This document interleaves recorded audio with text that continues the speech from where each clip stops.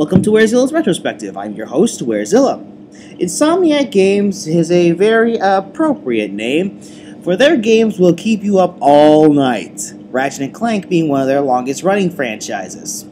Ratchet and Clank is one of the classic franchises of the PS2, and certainly one of the most creative of that group. With unique weapons, memorable characters and settings, and interesting stories, it has all the makings of a long-running game franchise and deserves every one of them. And that creative thinking does come up with some good ideas, but unfortunately that also leads to some unusual choices. Now the duo of Ratchet and Clank are usually together in their adventures with other characters as backup. However, Insomniac eventually decided to bring more characters into the fray as playable characters rather than NPCs, with one of its more recent entries in the franchise, Ratchet and Clank All for One. And as for how well the 4-player mode for the game fares out is really open to interpretation. We open with Ratchet and Clank claiming they have retired from hero work. Claimed being the key word here because every time they've said this before this, it was quickly rectified 5 minutes later. Captain Quark is now president of the galaxy. And if the galaxy is dumb enough to elect Quark into a position of authority, then they're probably dumber than he is. And Dr. Nefarious, the main villain of 2 games now, is alive again. Yeah, last I checked he crashed his ship into a space station, which then exploded. Nefarious is apparently more invulnerable than the Tick, it seems. Nefarious releases a monster on the planet Luminatus to kill Ratchet, Clank, and Quark, only to immediately lose control of it.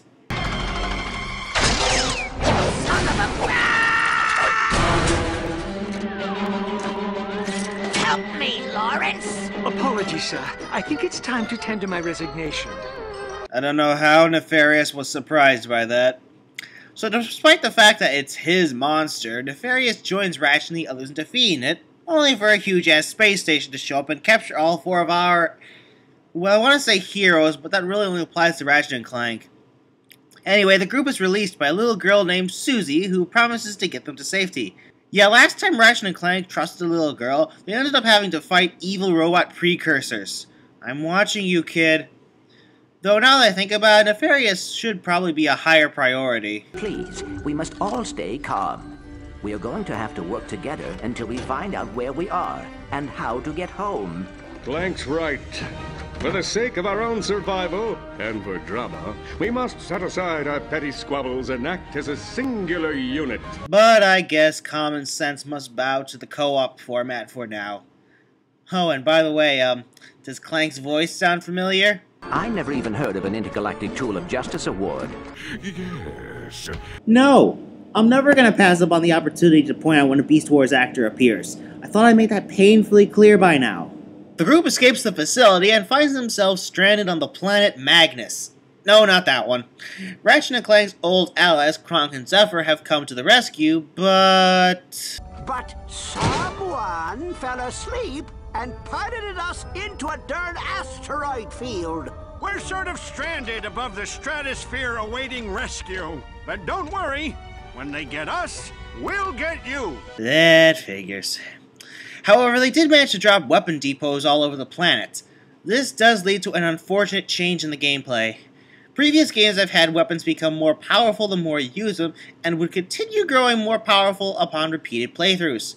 Unfortunately, when playing solo for this game, you can only do this for 1 character, not all 4, which means you have to repeat the game like 4 times from scratch to fully upgrade your weapons. And even then, this game didn't exactly make the upgrades noticeable in combat, since it will take the same number of shots to bring an enemy down at the weapon's full power as it would when you just bought it. Anyway, the group eventually learned what the heck is going on from the locals. The giant space station, Ephemeris, is bringing monsters from all over the galaxy to Magnus. Who is in control of the machine? No one knows. But that tyrant you saw in our village was its emissary, Commander Spock. Good thing there are subtitles, because when I first heard that, I thought he said the guy's name was Commander Spock. They approach Spock's base of operations, a facility called Nest. We hunt for what remains of our Decepticon foes, hiding in different countries around the globe. Spock is not pleased about the group's intrusion, and the fact that his minions are apparently retreating, and his main computers being snarky, forces him to make a truly heinous order. Well then, lie! Tell them there's a party in Sector 12 and cake and presents. I don't know. Use your imagination. Attention minions. There is a party in Sector 12 with cake. You dare lie to me about there being any cake! The team ends up fighting Spog and damaging his vocal processor, and in exchange for explaining how to destroy Ephemeris, Clank offers Nefarious' expertise to fix it. Are you insane? If I may, being evil has not worked out well for you these last few years. Perhaps using your intelligence for good will yield better results. All right, fine. But speak of this to no one.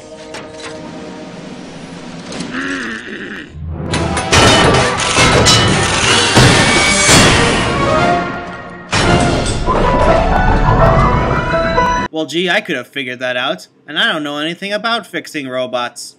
To my surprise, Spog actually keeps his part in the bargain and reveals someone called the Architect can tell them how to destroy Ephemeris. You did the right thing, Doctor. Get bent! Oh my. So the group travels through a swamp in order to reach the Architect, who Kronk and Zephyr confirm is one Dr. Croyd.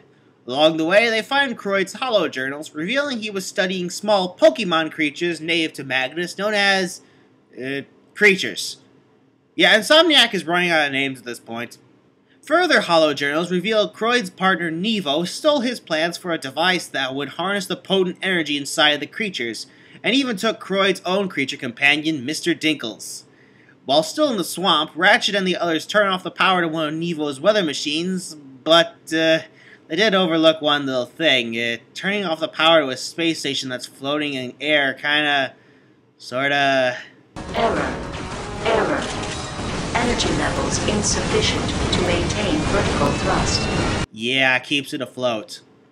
The group survives the fall by using a giant life raft, only to run straight into another giant sea monster.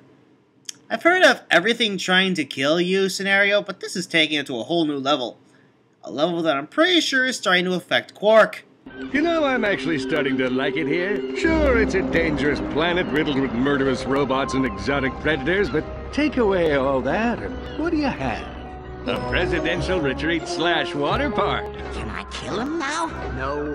I can make it look like an accident. How? Ratchet. All right, no. No, Ratchet. Nefarious might be onto something. Even if you can't make it look like an accident, you could always pin it on him. I mean, he's right there. People would believe it. So after using a lunar module with the absolute worst controls for this kind of thing I've ever seen, the group finally reaches Croyd, who is now a senile old man. Biologist and Lombax Whisperer? Dr. Croyd, I don't need a translator. I see. We're here because someone is using your work to bring monsters to Magnus, and we need your help to stop him. He's saying he's hungry. Oh, for the love of... Listen, Doctor, I completely respect the fact that you're insane, but I'm trying to boost my approval rating, so what say we dial down the crazy and tell us how to stop Nevo?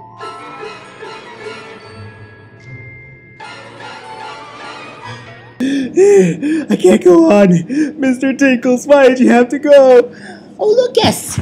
Ah, my decrepit old ass. Help me, Mr. Tinkles. Nefarious uncovers the location of Ephemeris, and the group, with some help with Spog, managed to infiltrate Nevo's base of operations. But it turns out Nevo is actually a pawn, just as senile and decrepit as Croyd. The real mastermind behind it all is... Oh, Nevo. You didn't tell me you were expecting guests. You four have been quite meddlesome. You stole the plans to Dr. Croyd's protomorphic energy extractor? You should have seen the look on Nevo's face. He even tried to stop me, if you can believe it. Stop! I would have disposed of him, but he's actually been quite useful. Building my collectors, modifying Ephemeris. He's been a wonderful pet. Well, I'm not gonna lie, unlike in Star Fox Adventures, the final boss twist actually makes sense. Kronk and Zephyr did once comment that the evil plan, which they originally thought was Nevo's of course, made him sound like Tachyon from Tools of Destruction. And to be fair, Mr. Dinkles isn't all that different. And I'm okay with this bait and switch.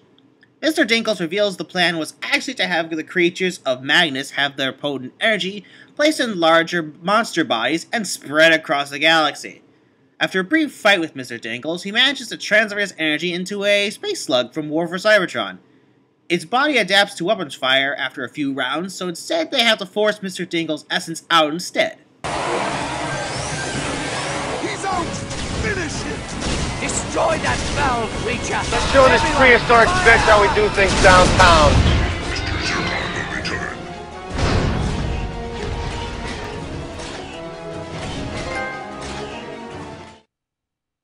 So with Mr. Dinkles defeated, Croyd and Neva pass things up, and Kronker and Zephyr show up, along with Lawrence, asking to work for Nefarious again. Hey, Lawrence, but today's been a day of revelations for all of us. Together we faced a villain that was neither robot nor squishy, and we learned a little something about life, friendship, and the sticky connective tissue between right and wrong. So I'm afraid Dr. Nefarious isn't going to do anything but steal our show. What do you expect? I'm a supervillain! Bon voyage, losers!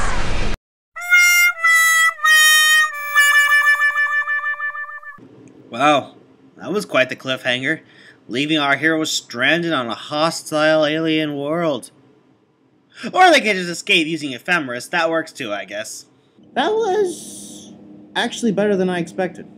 Seriously, co-op is not my preferred playstyle for games, so I was surprised when this worked, all things considered. The story does feel like a Ratchet and Clank game, that Mr. Dinkles being the mastermind behind everything was a nice surprise. Nefarious and Quark actually played a role and weren't tacked on. The voice acting was still as good as ever, and the gameplay was fun overall. Unfortunately, the replay value is kinda low, which is ironic considering there is some level of tedium to the gameplay. My complaints about the weapons would be a minor point in most cases, but since Ratchet and Clank series has always had the weapons becoming more powerful the more they're used, I was disappointed by the limited ability to upgrade them this time around. Plus, the added task of having to buy all the weapons 4 times is off-putting. All the characters combining weapon attack may have been a good idea at first, but it becomes less effective as time goes on, and really it just becomes more of an excuse to make your weapons shoot faster. It's an overall good game, but I don't think you'll be replaying it as much as the rest of the series. Your loss, of course. Not many games allow you to play as yours truly. Yeah, just so you know, Quark, I didn't vote for you. What? No need for violence. He will take care of you. Who? What are you talking about? I'm going. Presidential business I have to attend to. Hey, you're not even president of this galaxy. Hey, come back here, you fat lummox.